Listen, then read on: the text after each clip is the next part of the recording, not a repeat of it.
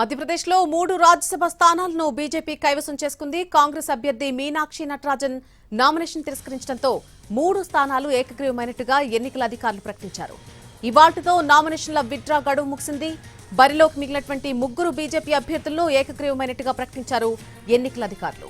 మధ్యప్రదేశ్లో 3 స్థానాలు ఖాళీ కాగా బీజేపీ నుంచి తరుణ్ చుగ్, రజనీష్ అగర్వాల్, 3వ అభ్యర్థిగా మహేష్ కేవత్ నామినేషన్ వేశారు. కాంగ్రెస్ నుంచి మీనాక్షి నటరాజన్ నామినేషన్ వేశారు. అయితే 2 రోజుల క్రితం నామినేషన్ల పరిశీలనలో భాగంగా మీనాక్షి నటరాజన్ నామినేషన్ను తిరస్కరించారు ఎన్నికల అధికారులు.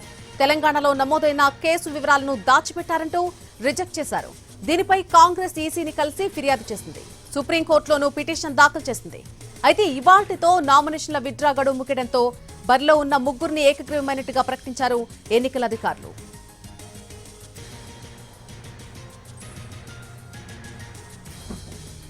మధ్యప్రదేశ్లో 3 రాజ్యసభ స్థానాలను బీజేపీ కైవసం చేసుకుంది. ఎట్టకేలకు కాంగ్రెస్ అభ్యర్థి మీనాక్షి నటరాజన్ నామినేషన్ తిరస్కరించడంతో 3 స్థానాలు ఏకగ్రీవమైనట్టుగా ఎన్నికల అధికారులు ప్రకటించారు.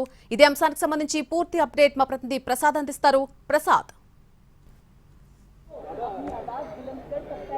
మధ్యప్రదేశ్లో రాజ్యసభ ఎన్నికలకు సంబంధించి మధ్యాహ్నం 3 గంటలతో నామినేషన్లు ఉపశమనం చేసుకునేందుకు గాను ఆఖరి సమయం ముగిసిపోయింది. అని వెంటనే ఎవరు పోటీదారులు లేకపోవడంతో 3 రంగంలో ఉన్నటువంటి 3 అభ్యర్థులు బీజేపీ అభ్యర్థులను గెలిచినట్లుగా వాళ్ళకి సర్టిఫికెట్ని కూడా జారీ చేయడం జరిగింది రిటర్నింగ్ ఆఫీసర్. ప్రధానంగా ఈ వివాదం పెద్ద ఎత్తున కాంగ్రెస్ పార్టీలో అంతర్గతంగా చర్చ జరిగింది. పెద్ద ఎత్తున ఉన్నత స్థాయి సమావేశాలు కూడా చర్చ జరిగింది. మీనాక్షి నటరాజన్ను నామినేషన్ తిరస్కరించడానికి చూపించినటువంటి కారణం ఏమాత్రం కూడా సహేతుకమైంది కాదు. దీనికి సంబంధించి ఇప్పటివరకు కూడా అధికార బీజేపీలో ఉన్నటువంటి ప్రభుత్వం, ముఖ్యంగా అధికార పార్టీ ఇప్పటివరకు కూడా ఓట్ల చోరీకి పాల్పడింది. ఇప్పుడు సీట్ల చోరీకి కూడా పాల్పడిందన్న అభిప్రాయాన్ని కూడా కాంగ్రెస్ పార్టీ వ్యక్తం చేసింది. ఇది ఎట్టి పరిస్థితులు కూడా దీన్ని ఏమాత్రం కూడా విడిచిపెట్టేది లేదు. ఇటు ప్రజల దృష్టికి తీసుకోవడంతో పాటు పార్లమెంట్లో కూడా దీనిపై పెద్ద ఎత్తున వివాదం ఈ అంశాన్ని ప్రస్తావించి ఆ మేరకు ఆందోళన కూడా చేసేందుకు అవకాశం ఉంటుందిగా తెలుస్తుంది. అదేవిధంగా కాంగ్రెస్ పార్టీ కూడా దేశవ్యాప్తంగా మరికొద్ది రోజుల్లోనే దీనికి సంబంధించినటువంటి కార్యాచరణ ప్రణాళికను రూపొందించబోతుంది. రాజ్యాంగంపై దాడి, అదేవిధంగా పెరుగుతున్నటువంటి ధరలు, అదేవిధంగా యువతలో అంతకంతకు పెరుగుతున్నటువంటి అసంతృప్తి, అదేవిధంగా వాళ్ళకున్నటువంటి ఆకాంక్షలు, విద్యార్థుల్లో ఉన్నటువంటి ఆందోళన, వీటన్నిటిపై కూడా పెద్ద ఎత్తున ఆందోళన చేయాలని చెప్పి నిర్ణయం తీసుకుంది. దీనికి ఒక కార్యాచరణ కూడా అతి త్వరలోనే ప్రకటించబోతుంది కాంగ్రెస్ పార్టీ.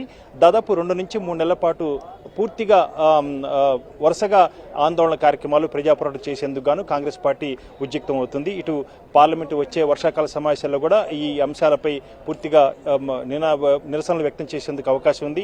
ఈ రాజకీయ పోరాటంతో పాటు మీనాక్షి నటరాజన్ యొక్క అంశానికి సంబంధించి న్యాయ పోరాటం కూడా కొనసాగిస్తున్న అంశాన్ని కూడా చాలా స్పష్టంగా చెప్పింది. రేపు సుప్రీంకోర్టులో ఈరోజు ఈ కేసుకు సంబంధించి అభిషేక్ మను సింఘ్వి వాదిస్తూ వెంటనే స్టేని మంజూరు చేయాలని చెప్పి కూడా అడగడం జరిగింది. అయితే దీనిపై సుప్రీంకోర్టు సర్వోన్నత న్యాయస్థానం తిరస్కరించింది. రేపు దీనిపై విచారణ జరిగి ఆ మేరకు ఏమాత్రం న్యాయ పోరాటంలో తమకేమన్నా కొద్దిపాటి ఆశ ఉందంటే అది కేవలం న్యాయస్థానంపైనే ఉంది. కాబట్టి న్యాయస్థానం తమకు న్యాయం చేస్తున్న ఒక అభిప్రాయాన్ని కూడా కాంగ్రెస్ పార్టీ నేతలు వ్యక్తం చేస్తున్నారు.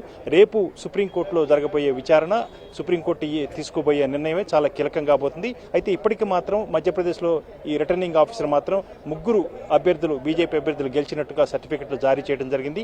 అయితే ఎన్నికల ప్రక్రియలో న్యాయస్థానాలు జోక్యం చేసుకునేందుకు అవకాశం ఉందా, దీనికి ఉన్నటువంటి లీగాలిటీ, దీనికి ఉన్నటువంటి మెయింటెనెన్స్ ఏ రకంగా ఉండబోతుందన్న అంశాన్ని కూడా చర్చించిన తర్వాతనే సుప్రీంకోర్టు దీనిపై ఒక నిర్ణయం తీసుకునే అవకాశం ఉంది. అయితే కాంగ్రెస్ పార్టీ నేతలు మాత్రం దీనిపై ఎట్టి పరిస్థితుల్లో న్యాయ పోరాటంతో పాటు, రాజకీయ పోరాటంతో పాటు భారత రాజ్యాంగం యొక్క కస్టోడియన్ రాష్ట్రపతి ద్రౌపది ముర్మును కలిసి అక్కడ 62 మంది కాంగ్రెస్ పార్టీ ఎమ్మెల్యేలను పెరేడ్ చేసేందుకు, ప్రదర్శన చేసేందుకు కూడా సమాయత్తం అవుతుంది. ఇప్పటికే రాష్ట్రపతి ద్రౌపది ముర్మును సమయం ఇవ్వడం జరిగింది. సమయం ఇచ్చినట్లయితే రేపు వీరందరూ కూడా ఇప్పటికే ఢిల్లీ రావడం జరిగింది. వీరంతా కూడా రాష్ట్రపతి ముందు ప్రదర్శన చేసేందుకు సన్నద్ధమవుతున్నారు. కాంగ్రెస్ పార్టీ మాత్రం ఈ అంశాన్ని ఎట్టి పరిస్థితుల్లో కూడా సహచర పార్టీలతో కలిసి మరింత పెద్ద ఎత్తున పోరాటం చేసేందుకు ప్రయత్నాలు చేస్తుంది, సన్నాహాలు చేస్తుంది.